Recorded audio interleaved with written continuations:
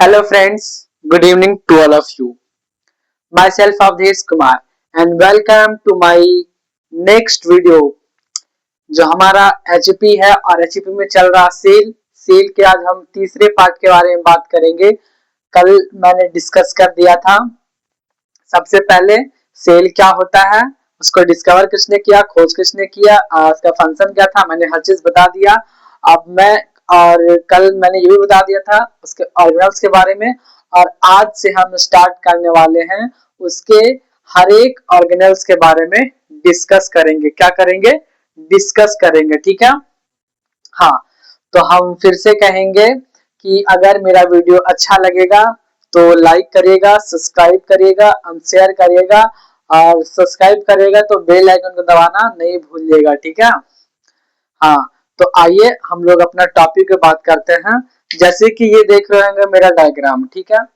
इससे आप लोग हंसिएगा नहीं, बस जो समझाने का मेरा एक मकसद है वो बेसिकली क्या है, मैं जो डायग्राम है ना वो मेरा काफी ज्यादा कमजोर है, ठीक है। मैं डायग्राम में बहुत ज्यादा वीक हूँ। मैं अपने टाइम पे कहानी बताऊंगा तो टाइम बहुत ज्यादा लग जाएगा। मैं कहानी नहीं बताने यहाँ पे। बेसिकली मेरा यही है कि मेरा डायग्राम सही से नहीं बनता है। तो आज हम डिस्कस करने वाले हैं न्यूक्लियस, माइक्रोकॉन्ड्रिया और गोल्गी कॉम्प्लेक्स। क्या? गोल्गी कॉम्प्लेक्स, ठीक है। गोल्गी कॉम्प्लेक्स आगे ज्यादा वो हो जा रहा होगा। तो सेल क्या है? स्ट्रक्चर, ठीक है, फंक्शनल यूनिट ऑफ लाइफ, ठीक है। इसके बारे में मैंने बता दिया था, ठीक है। जो हमारा बॉडी है वो किस चीज से तैयार होता है? सेल से तैयार होता है। किससे तैयार होता है? सेल से। एक स्मॉलर सेल और एक लार्जर सेल दोनों मिलके एक बॉडी का निर्माण करता है। स्मॉलर सेल बात किया जाए तो मेल का स्पर्म, और लार्जर सेल का बात किया जाए तो फीमेल का ओवम। ये दोनों मिलके एक बॉडी का निर्माण करता है। किसका निर्माण करता है? बॉडी का निर्माण करता है। इसीलिए कहा गया है हमारे बॉडी का सबसे छोटा सेल जो मेल में पाया जाता है उसको बोलते हैं स्पर्म, और हमारे बॉडी का सबसे बड़ा सेल जिसको बोलते हैं ओवम जो फीमेल में पाया जाता है। तो मैं बेसिक बता दिया हूँगा, अब यहाँ से आपको कोई भी समझने में दिक्कत नहीं होगा। तो आज जो हम डिस्कस करने वाले हैं वो सेल के ऑर्गेनल्स के बारे में। आप लोग सोच रहे होंगे कि मैंने तो बोर्ड पे आज कुछ लिखा ही नहीं है। आज जो बताऊंगा मैं खुद से बताऊंगा, क्योंकि अगर हम न्यूक्लियस के बारे में लिखेंगे, माइक्रोकॉन्ड्रिया के बारे में लिखेंगे, गोल्गी कॉम्प्लेक्स के बारे में लिखेंगे तो इतना इस बोर्ड में जगह नहीं है। तो जो ऑन क्रिएट मेरे पास जो भी नॉलेज है वो आप लोग के सामने डिलीवर करूंगा। क्या करूंगा? डिलीवर करूंगा। बाकी आपको समझ में नहीं आएगा तो आप दोबारा देखिएगा, क्योंकि दोबारा देखिएगा और कोई दिक्कत भी होगी तो मेरे वीडियो में जाके कमेंट करिएगा और तब हम उसका आंसर आपको अच्छे तरीके से दे देंगे। वैसे भी यहाँ पर हम अच्छे तरीके से और एक अच्छे कम्युनिकेशन से, एक अच्छे वे से आपको क्या करेंगे? समझाएंगे, अंडरस्टैंड करेंगे, ठीक है। जो हम दोनों का बॉन्डिंग है ना, एक अच्छा बॉन्डिंग होना चाहिए ताकि जो भी मैं चीज बताऊंगा वो आपको समझ में आएगा, ठीक है। तो मैंने बता दिया कि सेल का क्या काम है और सेल से हमारा सेल है क्या। कल मैंने ये भी डिस्कस कर दिया था, सेल का टाइप्स भी डिस्कस कर दिया था, सब कुछ डिस्कस कर दिया था। फाइनली में उतना बताने का जरूरत नहीं है, ज्यादा देखेंगे ना तो वीडियो ज्यादा लंबा हो जाएगा, ठीक है। तो अगर जब मेरा वॉइस में कोई दिक्कत भी होगा तो बताइएगा, ठीक है ना। बताइए ना तो तुहानिए का दिक्कत हो तो हमरा की हम तो बता के चल दियो, वीडियो रिकॉर्डिंग हो जितो तू देख लेमी, अरे हमार व्यूज भी बन जितो, ठीक है। और अच्छा लगेगा सब्सक्राइब भी करना, ठीक है। तो कल मैंने बता दिया था सेल ऑर्गेनल्स के बारे में। ये छोटे छोटे स्मॉल कंपोनेंट्स होते हैं सेल के अंदर में, उसको क्या बोलते हैं हम? सेल ऑर्गेनल्स, ठीक है। समझ में आ गया होगा।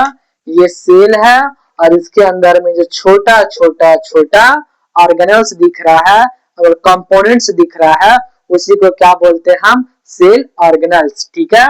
तो आज जो मैं सबसे पहले लेके आया हूँ न्यूक्लियस के बारे में, ठीक है। किसके बारे में? न्यूक्लियस के बारे में।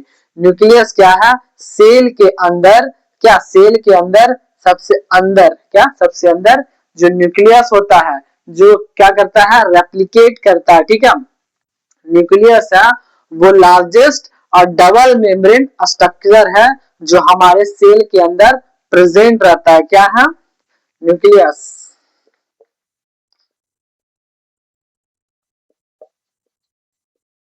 डबल,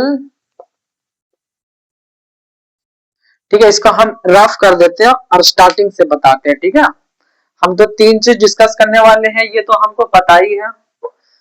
जब बताना है तो अच्छे से हम बताते हैं। ठीक है,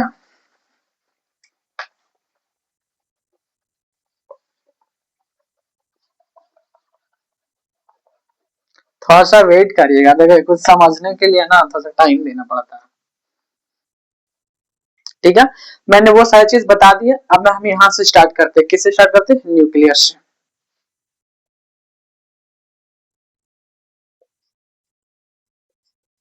ठीक है, न्यूक्लियस।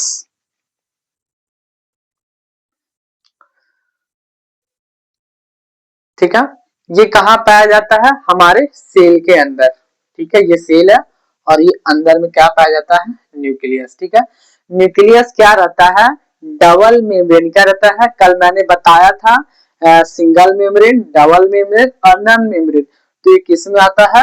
डबल मेम्ब्रेन में आता है। किस में आता है? डबल मेम्ब्रेन स्ट्रक्चर में आता है। और ये ऑलमोस्ट जो सेल रहता है ना उसके अंदर में प्रेजेंट रहता है। कहाँ रहता है? उसके अंदर में, यानी उसके सेंटर में, सेल के सेंटर में प्रेजेंट रहता है न्यूक्लियस। ठीक है, सीधा सीधी सिंपल बात आपको समझ में आ रहा होगा। ठीक है, उसके बाद जो न्यूक्लियस है ना, न्यूक्लियस के अंदर भी दो चीज कंटेन्स करता है। क्या क्या करता है? एक होता है न्यूक्लियस, न्यूक्लियस, और एक होता है क्रोमेटिन। क्या होता है? क्रोमेटिन। क्या होता है? क्रोमेटिन। और एक न्यूक्लियोलस। ठीक है, ये दोनों चीज किसे, मेरे राइटिंग पे मत जाइएगा। ठीक है, जो मैं बोल रहा हूँ वो चीज को आप समझिएगा। ठीक है, राइटिंग मेरा शुरू से खराब है। ये होगा न्यूक्लियस और ये होगा क्रोमेटिन। ये दोनों कौन कंटेन करता है? तो न्यूक्लियस कंटेन करता है। न्यूक्लियस के अंदर में न्यूक्लियस और क्रोमेटिन ये दोनों कहाँ प्रेजेंट रहता है? न्यूक्लियस के अंदर में। ठीक है, सेल के अंदर में क्या प्रेजेंट है? उसके सेंटर में क्या प्रेजेंट है? तो न्यूक्लियस। और न्यूक्लियस के अंदर में भी क्या प्रेजेंट है? तो न्यूक्लियस और क्रोमेटिन ये दोनों किसके अंदर प्रेजेंट है? न्यूक्लियस के अंदर में प्रेजेंट है। ठीक है, अब हम बात करते हैं न्यूक्लियस की। ठीक है, न्यूक्लियोलस। ठीक है, ये क्या करता है? हाईली क्या रहता है? क्वाइल रहता है। ठीक है, अगर जो हम इसको बाहर निकाल के देखें क्या रहता है? ये हाईली क्वाइल रहता है, क्वाइल्ड किया हुआ रहता है। क्या रहता है? क्वाइल्ड किया हुआ रहता है। और एक एक फ्लेमेटिनस, क्या फ्लेमेटिनस स्ट्रक्चर के होते हैं जो प्रेजेंट रहते हैं न्यूक्लियस में। कहा रहते हैं? न्यूक्लियस में प्रेजेंट रहते हैं। किस तरह होते हैं? फिलामेंट होता है ना, उसको क्या बोलेंगे हम लोग? फिलामेंटस। ठीक है, उसके अंदर में क्या, ये न्यूक्लियस के अंदर में प्रेजेंट रहता है न्यूक्लियस। जो उसका जो स्ट्रक्चर रहता है वो काफी ज्यादा क्वाइल्ड रहता है, घुमा हुआ जैसा रहता है। क्या रहता है? क्वाइल्ड रहता है, हाईली क्वाइल्ड रहता है। ठीक है, और वो किसके अंदर में प्रेजेंट रहता है? न्यूक्लियस, न्यूक्लियस के अंदर में प्रेजेंट होता है। ठीक है, उसके बाद हम लोग बात करते हैं क्रोमेटिन। किसके बारे में? क्रोमेटिन के बारे में। तो क्रोमेटिन क्या है? एक फाइब्रस और थ्रेड लाइक है। जो न्यूक्लियस है उसके अंदर में कैसा? फाइबर के जैसा, और जो धागा होता है ना, धागा थ्रेड, मोटर टाइप में जैसा जो क्रोमेटिन रहता है वो किसके अंदर में रहता है? न्यूक्लियस के अंदर में रहता है। ठीक है, किसके अंदर प्रेजेंट रहता है? न्यूक्लियस के अंदर प्रेजेंट रहता है। तो आपको सेल का पहला ऑर्गेनेल्स न्यूक्लियस के बारे में समझ में आ गया होगा। न्यूक्लियस क्या है? एक डबल मेम्ब्रेन स्ट्रक्चर है जो सेल के क्या सेंटर में, ऑलमोस्ट कहा सेंटर में प्रेजेंट रहता है।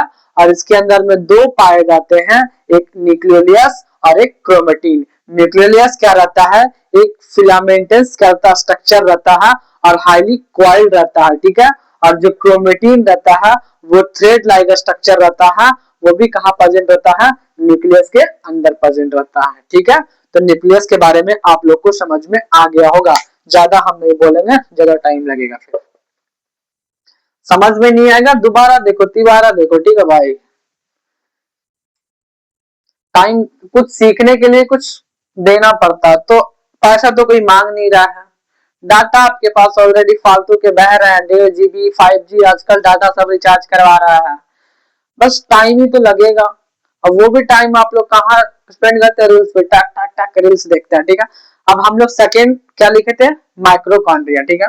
सेल में हम क्या बनाएंगे, अब माइक्रोकॉन्ड्रिया बनाएंगे, ठीक है। ऐसे ऐसे ऐसे करके और ऐसे करके क्या बना है, ये माइक्रोकॉन्ड्रिया है। इसको क्या समझना तुम लोग, माइक्रोकॉन्ड्रिया समझना, क्या समझना, माइक्रोकॉन्ड्रिया समझना।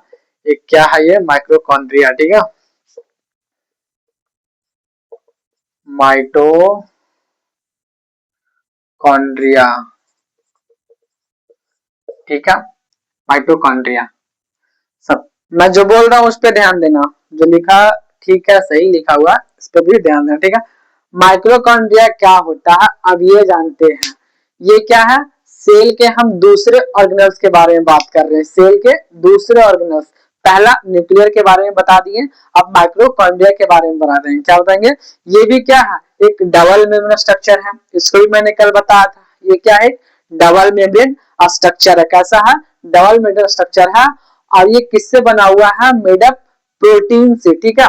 जैसे हम लोग राइबोसोम को क्या बोलते हैं, प्रोटीन ऑफ फैक्ट्री। उसमें कितने परसेंट होते हैं, 2% होते हैं। एक उसके टाइप्स होते हैं दो, एक 70S और एक 80S। तो जो 70S होता है ना, उससे मेडअप किया होता है, उससे बना हुआ होता है हमारा माइक्रोकॉन्ड्रिया।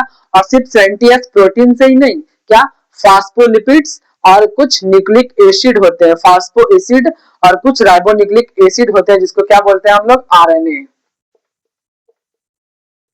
आरएनए को ही बोलते हैं राइबोन्यूक्लिक एसिड, ठीक है। फॉस्फोलिपिड्स, क्या phospholipids and some ribonucleic acid, ठीक है।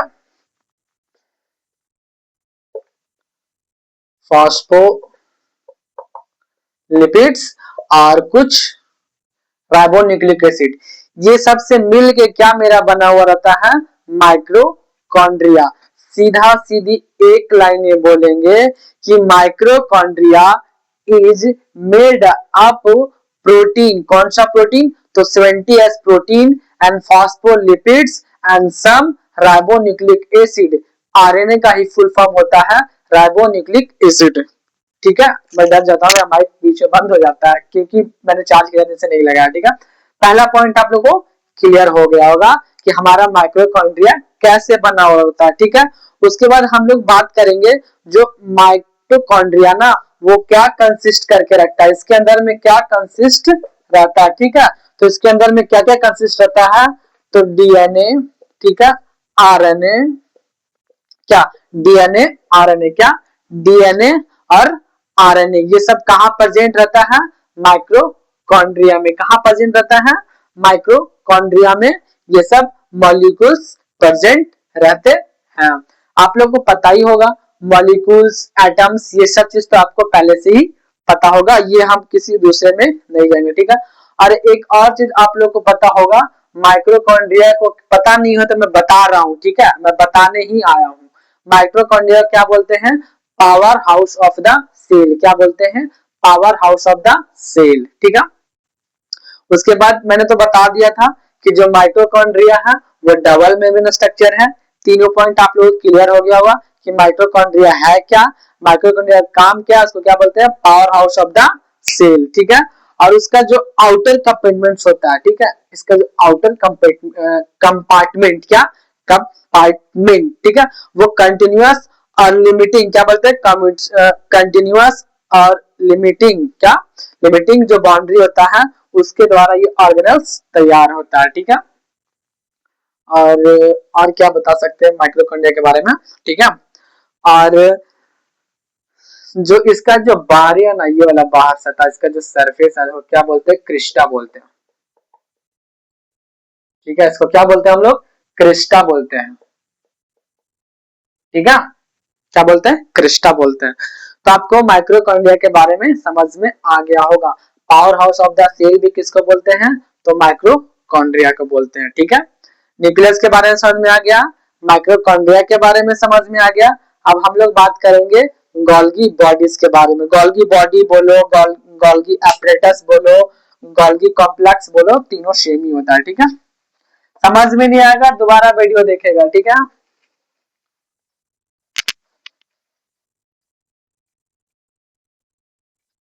हाँ, अब हम लोग बात करते हैं गोल्गी कॉम्प्लेक्स या गोल्गी अपरेटस या गोल्गी बॉडी, तीनों सेम होता है, ठीक है।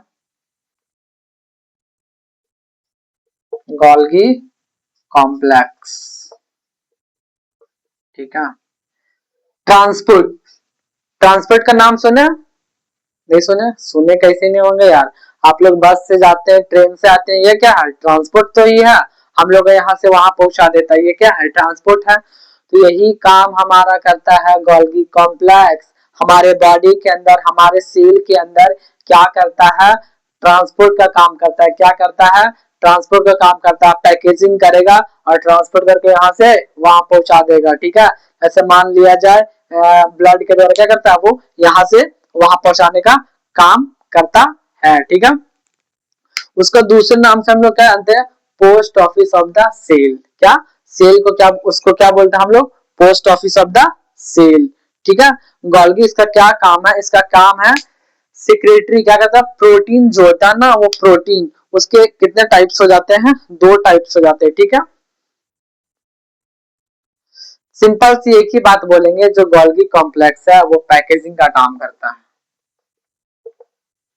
पैकेजिंग, दूसरा ट्रांसपोर्ट,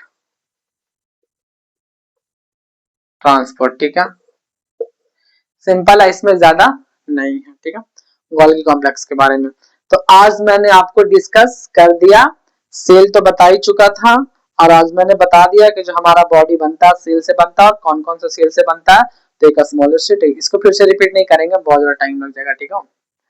बाकी मैंने आज बता दिया न्यूक्लियस, माइक्रोकार्डिया और गोल्गी कॉम्प्लेक्स, ठीक है। बाकी नेक्स्ट क्लास में हम और, नेक्स्ट क्लास में और सेल ऑर्गेनेल्स के बारे में डिस्कस करेंगे।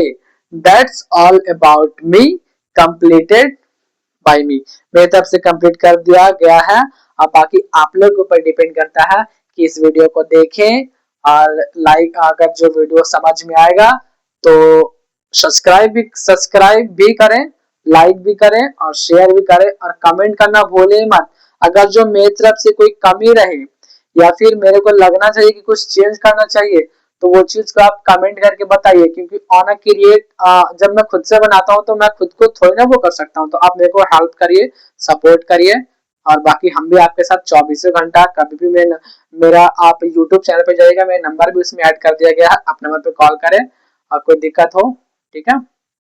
बाकी मिलते हैं नेक्स्ट वीडियो में।